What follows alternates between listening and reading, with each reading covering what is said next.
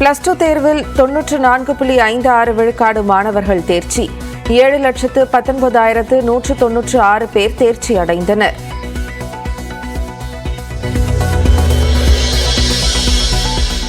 +2 தேர்ச்சி விகிதத்தில் வழக்கம் போல் மாணவர்களை முந்திய மாணவிகள் 92.37 விழுக்காடு மாணவர்கள் தேர்ச்சி பெற்ற நிலையில் மாணவிகள் 96.44% தேர்ச்சி.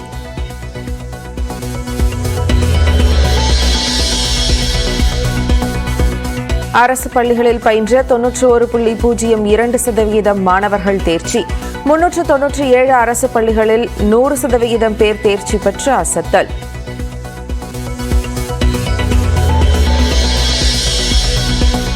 (97.45% தேர்ச்சியுடன் மாநிலத்திலேயே முதலிடம் பிடித்த திருப்பூர் மாவட்டம். 90.47% தேர்ச்சியுடன் மாநிலத்திலேயே கடைசி இடம் பிடித்த திருவண்ணாமலை.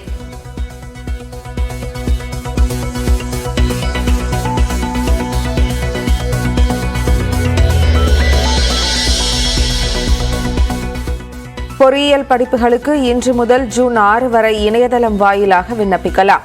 ஓசி, பிசி, பிசிஎம், எம்பிசி, டிஎன்சி பிரிவினருக்கு ₹500, எஸ்சி, எஸ்சிஏ, எஸ்டி பிரிவினருக்கு ₹250 பதிவு கட்டணமாக நிர்ணயம்.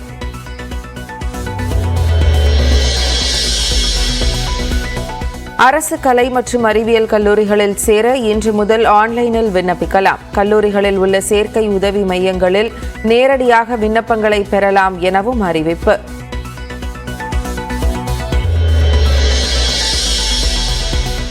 ஜார்க்கண்டில் அமைச்சரின் தனிச் செயலாளர் தொடர்புடைய இடங்களில் அமலாக்கத்துறை சோதனை. குவியலாக சிக்கிய கோடிக்கணக்கான ரூபாய்.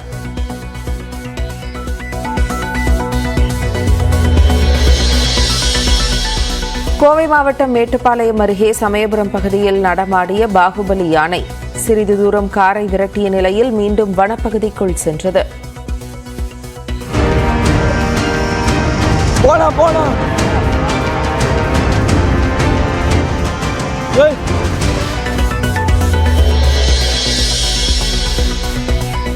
திருச்சி ஸ்ரீரங்கம் அரங்கநாதர் கோயிலில் கோலாகலமாக நடைபெற்ற தேர் திருவிழா. கோவிந்தா கோவிந்தா முழக்கத்துடன் தேரை வடம் பிடித்து இழுத்த பக்தர்கள்.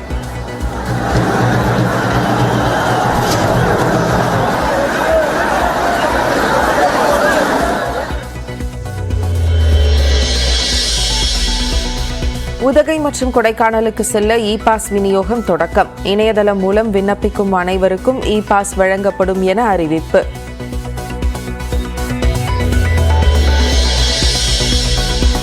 தமிழ்நாட்டின் 16 இடங்களில் சதமடித்த அக்னி வெயில். அதிகபட்சமாக கரூர், பரமத்தி மற்றும் ஈரோட்டில் 110 டிகிரி ஃபாரன்ஹீட் பதிவு.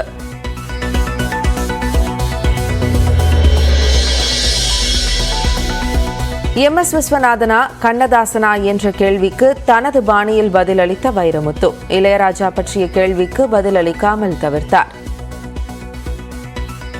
இளையராஜாவின் பாடல்கள் பயன்படுத்துவது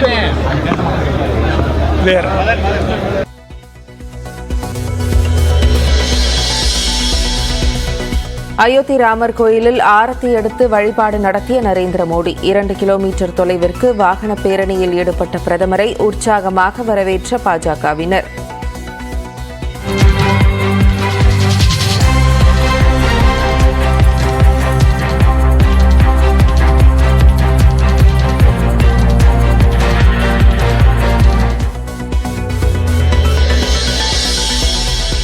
பாரிஸ் ஒலிம்பிக் தொடர் ஓட்டத்திற்கு தகுதி பெற்ற இந்தியாவின் ஆடவர் மற்றும் மகளிர் அணி. தமிழ்நாட்டை சேர்ந்த ஆரோக்கிய ராஜீவ் ரமேஷ், சுபா வெங்கடேசன், வித்யா ராமராஜ் தகுதி பெற்று அசத்தல்.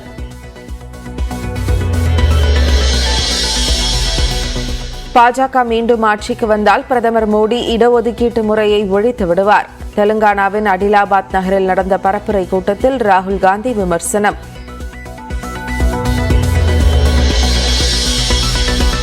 ஆள்கடத்தல் வழக்கில் கைதான தேவகவுடா மகன் ரேவண்ணாவுக்கு மே 8 வரை போலீஸ் காவல். ஆபாச வீடியோ விவகாரத்தில் பிரஜ்வலுக்கு எதிராக ப்ளூ கார்னர் நோட்டீஸ் பிறப்பித்தது சிபிஐ. தமிழ்நாட்டில் தேர்வு எழுதிய ஒரே ஒரு திருநங்கையும் தேர்ச்சி பெற்றுள்ளார். சென்னையில் லேடி வெல்லிங்டன் பள்ளியில் படித்த அவருடன் நமது செய்தியாளர் தமிழரசி நடத்தும் கலந்துரையாடலை தற்போது நேரலையில் பார்க்கலாம். தமிழரசி, தேர்வு பெற்றவருக்கு நம்முடைய வாழ்த்துக்கள். அவரிடம் நீங்கள் பேசலாம்.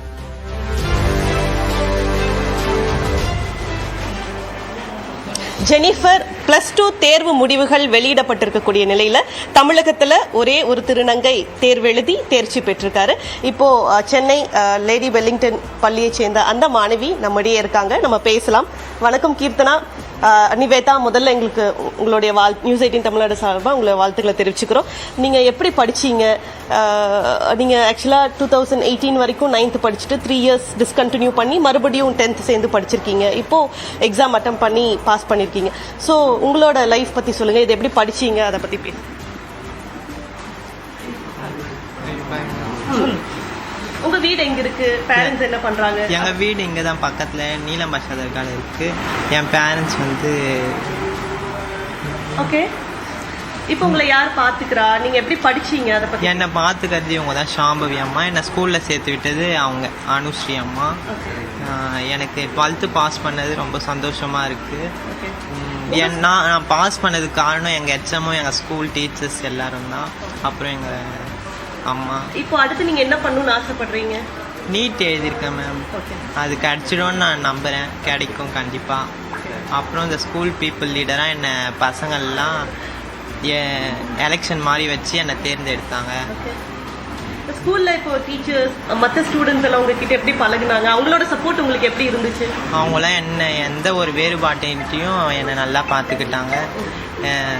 எப்படி சொல்றது, என்னை வேற ஒரு பொண்ணு மாதிரியே பார்க்கல. திருநங்கை அப்படின்ட்டு ஒதுக்கிலாம் யாரும் பார்க்கல. என்னை ஒரு சக பெண்ணாக தான் பார்த்து எல்லாம் நல்லபடியாக கற்றுக் கொடுத்தாங்க.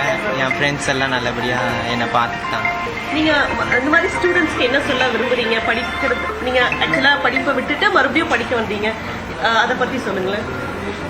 நான் நடுவில் ஒரு 3 வருஷம் படிக்கல. எனக்கு படிக்கணும்னு ஆசையாக இருந்ததுன்ட்டு எங்கள் பாட்டிக்கிட்ட சொன்னேன். அவங்க வந்து அவங்கக்கிட்ட சொல்லி எனக்கு CODO அவங்க கையிலலாம் போயிட்டு கொஞ்சம் தெரிஞ்சுட்டு அப்புறமேட்டு அவங்க வந்து இங்கே போங்க, நான் கால் பண்ணி சொல்கிறேன் அப்படின்னு. அதுக்கடுத்து இங்கே வந்தோடனே சீட்டு கொடுத்தாங்க. இப்போ நீங்கள் வந்து நிவேதாவை அடாப்ட் பண்ணி அவங்கள ஸ்கூலில் சேர்த்து விட்டு படிக்க வச்சுருக்கீங்க. அதை பற்றி சொல்லுங்கள். அவங்க உங்ககிட்ட எப்படி வந்தாங்க, எப்படி படிக்க வச்சிங்க? அவள் திருநங்கையே மாறி வீட்டில் பிரச்சனை நடக்கும்போது நம்ம வீட்டுக்கு வந்ததுக்கு அப்புறமா அவங்க அம்மா என்னை தொடர்பு கொண்டாங்க. என் பிள்ளை நல்லா படிக்க வைக்கிறதுக்காக வாய்ப்பு இருந்தால் படிக்க வைங்கன்னு கேட்டாங்க. எனக்கும் படிக்கணும்னு ஆசை, என்னால் படிக்க முடியல. அப்புறம் அந்த பிள்ளையை கேட்டேன், படிக்கிறேன்னு சொன்னேன். நிறைய போராட்டங்கள் நடுவில் இந்த ஸ்கூலை தேடி வந்த உடனே எங்களுக்கும் இந்த ஸ்கூலில் வழிகாட்டினாங்க. டீச்சர்ஸ் ஃபுல் சப்போர்ட் பண்ணாங்க. அவளை 10th சேர்த்தோம். இந்த 3 வருஷமாக இந்த ஸ்கூலில் படிக்கிறா. நல்ல ஸ்கூலில் நல்ல பேரும் எடுத்து எங்களை கௌரவப்படுத்தி வச்சிருக்கிறா. நாங்கள் அடுத்து ஒரு திருநங்கைக்கு வாய்ப்பு தேடி வந்தால் இவர் நடந்துக்கிற ஒரு விஷயத்தை வச்சு தான் இப்போ எத்தனை திருநங்கை வந்தாலும் நாங்கள் ஸ்கூலில் அட்மிஷன் கொடுக்குறோன்ற அளவுக்கு இவ்வளோ இந்த ஸ்கூலில் ஒழுக்கமாக நடந்துக்கிட்டா. அதுக்கு ஃபுல் சப்போர்ட் அவளுடைய டீச்சர்ஸும் அவளுடைய ஃப்ரெண்ட்ஸும் தான். ஒட்டுமொத்த ஸ்கூலும் சேர்ந்து அவளை ஸ்கூல் பீப்புள் லீடராக எலெக்ஷன் வச்சு செலக்ட் பண்ணி ஒரு அங்கீகாரம் கொடுத்து அவளை கௌரவப்படுத்தினாங்க. அதுவே எங்களுக்கு பெரிய விஷயம். இப்போ இந்த நிமிஷத்தில் இவள் 12th பாஸ் பண்ணியிருக்கிறா. அடுத்த கட்டம் என்னென்ன நகர்வோ அவள் எதை எதிர்பார்க்கிறாளோ அந்த நகர்வை நாங்கள் நகர்த்துவோன்ற ஒரு நம்பிக்கை இருக்குது. இப்போ நீங்கள் ஜெனிஃபர், இப்போ மாணவியும் அவங்களோட கார்டியனும் பேசுறது கேட்டோம். ஒரு பள்ளி இடைநிற்றல் இருந்து அதற்கு பிறகு மீண்டும் படிக்கணும்னு ஆசைப்பட்டு அவங்களோட கார்டியன் அவங்களை இந்த பள்ளியில் கொண்டு வந்து சேர்த்து விட்டு இப்போ இந்த மாணவி பாஸ் பண்ணியிருக்காங்க. அடுத்து இப்போ தற்போது நீட் தேர்வு எழுதியிருக்கக்கூடிய நிலையில் அடுத்துல அதை வரக்கூடிய மதிப்பெண்களை வச்சு உயர்கல்வி தொடர விருப்பம் இருக்கிறதும் அவங்க தெரிவிச்சிருக்காங்க. ஜெனிஃபர், களத்திலிருந்து நிகழ்ச்சியான ஒரு பதிவை செய்திருக்கிறீர்கள். நன்றி தமிழர்.